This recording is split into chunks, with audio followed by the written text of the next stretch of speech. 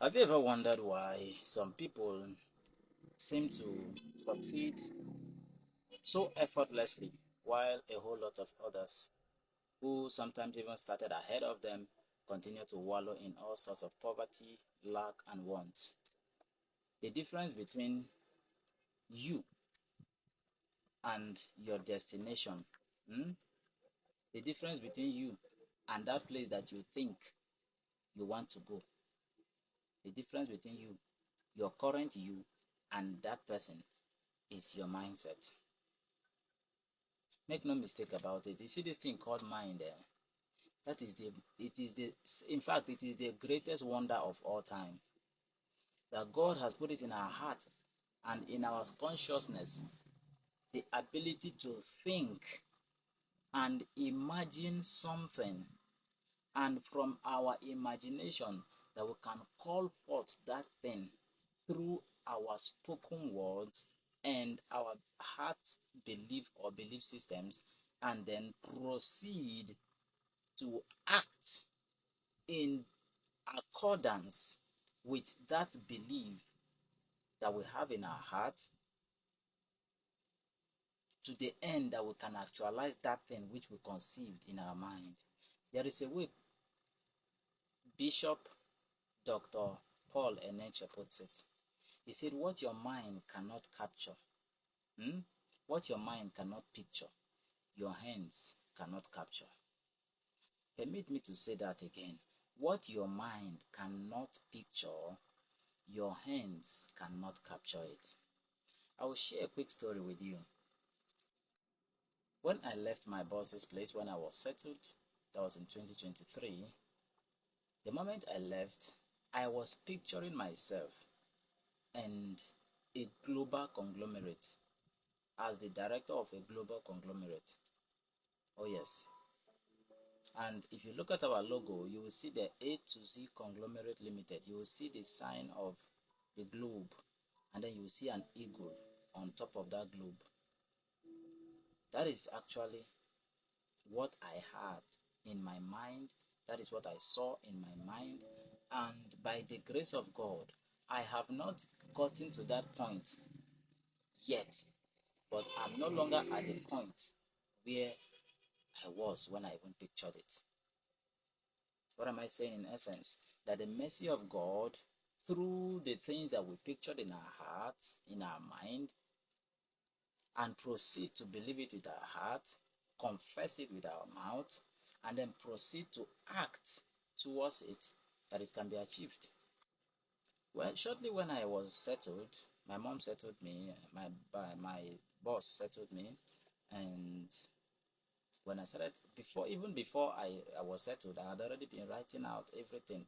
I had planned myself out, the name of my shop, where I'm going to start from, the name, how I'm going to go about it. There was no 1 naira in my hand as at the time I was writing all of those things. In fact, some of you know that, okay, but God has been helping us, and we are putting up a place that we can call our home, and it's almost finished as we speak.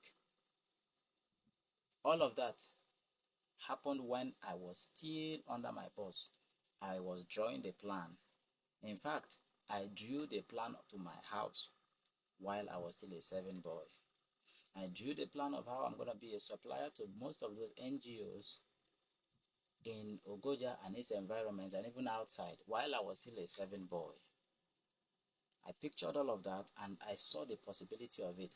And so when immediately I was settled, bam, I started looking for a way to register my company, to register my business name as to be incorporated into the Corporate Affairs Commission, because I knew it was one of the requisites that would be needed in actualizing my goals as a supplier in some of the NGOs who, by the grace of God, I'll be able to make supplies to, and of course, they pay directly into my account. So I went and registered it, not minding the location, whatever. I didn't even send. Number 7 Yellow Street, Igoli Ogoja. I went and did my registration sharp. We did the CAC. And you see one thing about this thing, this picture thing, one day like that, God will just present the opportunity, like it will just look as if it is a joke. Like it will just come on a platter of gold, into your hands. And you say, Kai, God, thank you for your mercy. I was doing all this registration. I didn't have, in fact, I know, of course, I knew some people who were working there, but I didn't even know how to go and start telling them that I am no longer a servant boy, or that this is where I am now. I want them to come and start patronizing me. No, I didn't even know how to go about it. But I was just doing that in which I knew that they are going to require, or they were going to ask of by the time the opportunity comes. My dear brother, it happened like magic. I was in my shop the other one day like that, around 4 o'clock in the evening. A man who works at UNHCR walked into my office and said, they gave me this list to go and patronize your boss, to go and ask your boss to make the supply. But something told me not to go there. I decided to come here.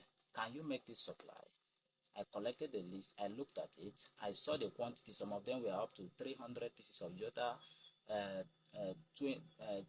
Is it 15?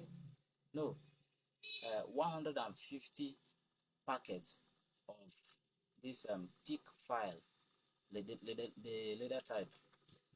My dear, when I looked at the list, I looked at my shop, there was no way in fact, even if I had to run around the whole of Ogoja, there's still no way I would have been able to get all those quantity. I looked at that man, I looked at it, I looked at the pictures that I have in my mind. I said, this is the opportunity that I've been waiting for. Should I give back this man this paper and say, I don't have those things now? I said, no. I told him, it's already late. Can I bring this thing in the office tomorrow? They say, they are traveling with it as early as 6 o'clock in the morning.